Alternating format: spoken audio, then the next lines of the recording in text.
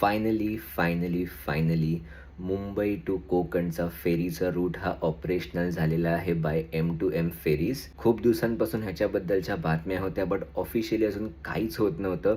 But yes, M2M फेरीजच्या official वेबसाईटवरती त्यांनी schedule announce केलेलं आहे, ज्यामध्ये त्यांनी मुंबई टू विजयदुर्ग हा रूट फायनली ऑपरेशनल केलेला आहे. ह्या रीलमध्ये मी तुम्हाला A to Z गोष्टी सांगणार आहे. बुकिंग प्रोसेस, कॉस्टिंग काय आहे, किती वेळ लागणार आहे, सगळ्या गोष्टी तुम्हाला मी सांगणार आहे. तर हा व्हिडिओ नक्की एंडपर्यंत बघा. तर सगळ्यात पहिले म्हणजे तुम्हाला बुकिंग कुठून करायची आहे, तर M2M फेरीजची ऑफिशियल वेबसाईट आहे, जी तुम्हाला मी आता स्क्रीनवर देणार आहे. तिकडे तुम्ही जाऊन तुमची तिकीट्स बुक करू शकता आहात.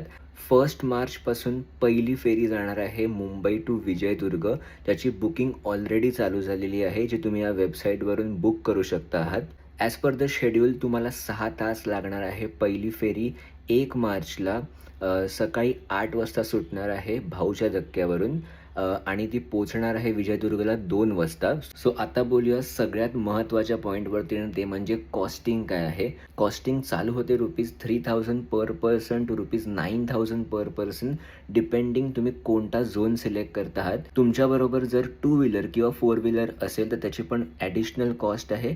सो बाईकसाठी कॉस्ट आहे ₹1000 विच इज फिक्स्ड, आणि कारसाठी कॉस्ट आहे अराउंड 6000 टू 9000 डिपेंडिंग तुमची कोणती मॉडेल आहे.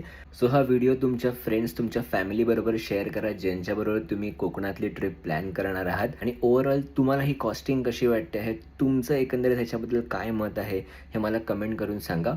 Bye bye.